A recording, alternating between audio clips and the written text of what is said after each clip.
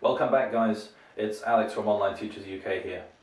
Today we're going to be continuing our topic of British English slang with 10 more words that we use quite often here in the UK. Remember that not all of these words will be used in American English. A lot of what you may be familiar with from Hollywood films and so on may differ quite radically from what we use here in the UK. So I will be mentioning where the two languages differ here. Okay, let's start with number one. So here on the left we've got English, and on the right I tried to render things into Russian. Number one here is bloke, which is just another word for a man. Usually a grown man. We wouldn't say this about a teenager. So it could be translated as mujik or maybe parень. So you could say, do you know Jack? I say, yeah, he's a lovely bloke, meaning he's a nice man, he's a nice person. Or look at that bloke over there, he's really tall, or don't know, he's really drunk, whatever, right? So we could use it just in that context to mean just a man or someone that you see over there who's a guy. Number two, jar. Jar literally is banka. It's a glass container for holding, let's say, jam, or in Russia probably pickled cucumbers, right? We can say things like, if you remember from last time, we talked about the verb fancy to mean want, right? So I could say, do you fancy a pint? Right? That's what it means in slang. But I could equally say, do you fancy a couple of jars later? And it would mean, do you fancy a couple of drinks? So in Russian you would say pita piva, or you could say popivku. You have your own slang expressions for inviting someone for a drink, right? Okay, continuing the drinking theme, another good one is pissed. Again, the word piss, I think you probably understand what that means. It can be a little bit offensive, so as I said before, don't use it with your grandma, but it's fine to use with friends. Pissed here can be confusing because in American English, if you say that you're pissed or that someone is pissed, it means that they're angry. So here it's worth thinking about the difference between our languages. So here it could mean that someone was angry. In British English that is not the case. Pissed means that the person is drunk, right? They had too many beers. If you wanted to express this anger in British English,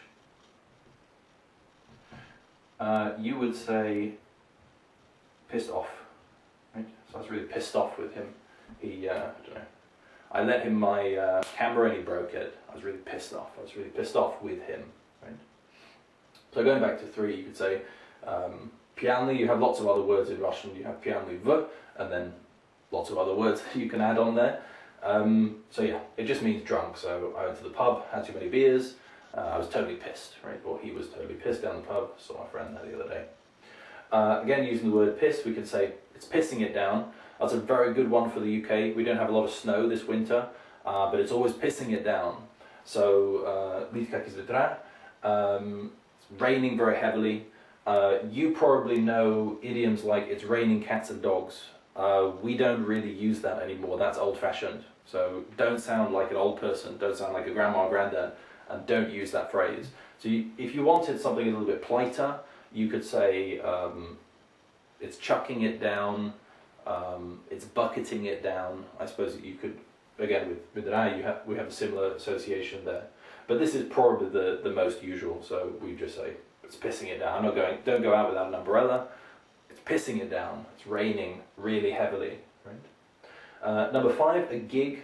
We don't usually say, oh, I'm going to a concert. That sounds very formal. We would say that about a classical concert, a classical music concert, Mozart or whatever. Went to a nice Mozart concert the other night. Gig we would use about rock, pop, hip hop, whatever. A more informal gig than something classical. So that's very common in English. Gig could also be used in other contexts, but we'll probably come back to that later. Like, I got a good gig, it might be a good project, good contract of work, like a setup kind of situation. But its most common use is to mean concert, informal kind of concert. Six is also a very common word in British English. We don't usually say pounds, that's quite formal.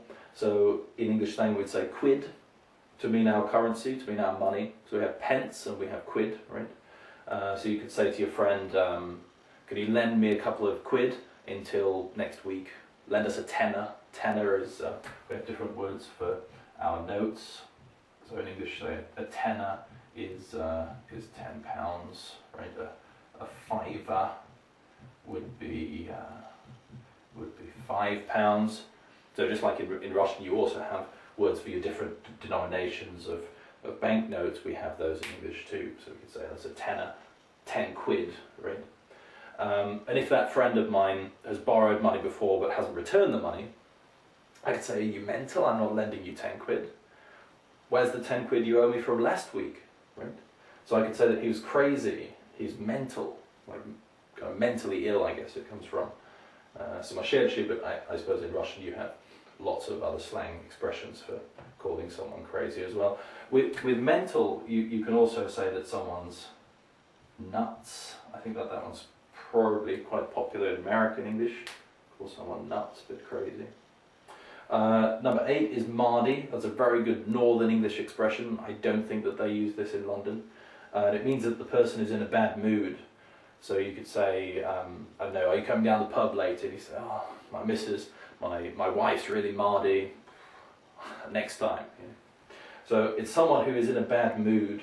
I translate this capricny. Maybe you have something that's better, like плохое настроение, like in a bad mood. You could also say moody for this one. That's something that you're probably more likely to find in a dictionary.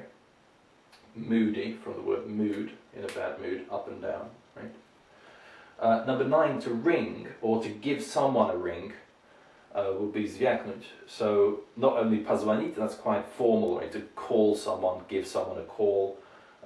We don't say to telephone someone, that would be unusual now.